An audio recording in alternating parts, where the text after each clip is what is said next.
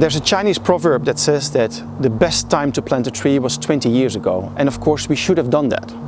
But right now is really the time to plant a lot of trees. They are still the cheapest way of capturing a lot of carbon and try to bring down the temperature and make Europe into a nice place to live with more normal summers and more normal winters. From Life Terra's perspective, it's very important to give transparency to tree planting initiatives, to show what was done, what was planted where and when. That allows us to have a baseline and to be able to follow the trees. So we have devised an application that by simply using your mobile phone, you can tag the trees.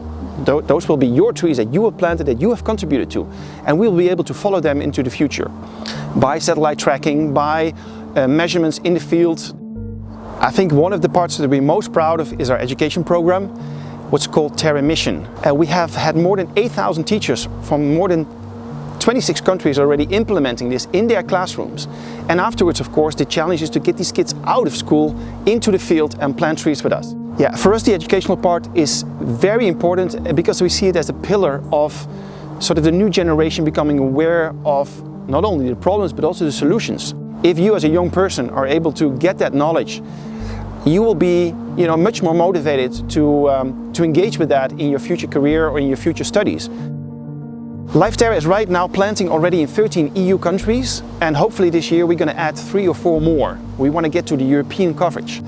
We see that the biggest threats facing our forests are drought, are of course forest fires in summer, and are in general also plagues and pests. So for example in Germany you have the bark beetle problem.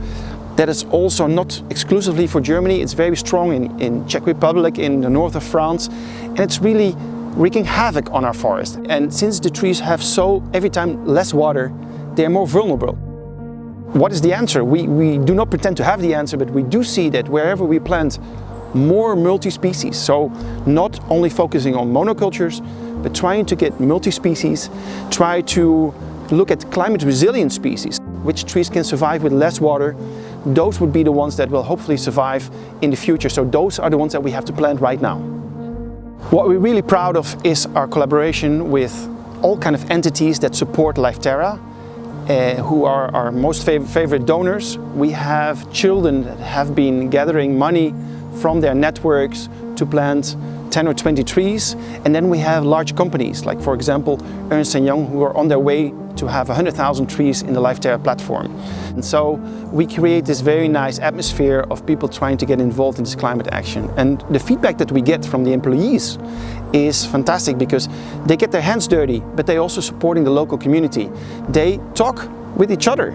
And so there's a very interesting element of sustainable team building, as we call it, in order to come together and to see that as a company you're doing something for good and it is right next to your doorstep.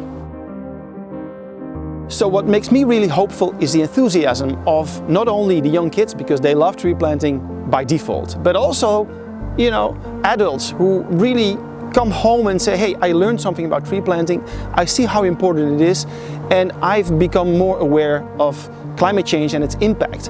And then if you look behind me, you see a fantastic forest of mature trees, and that's what we're trying to do. We need the long-term view here and the patience to see these trees grow, and that will create a better world for all of us.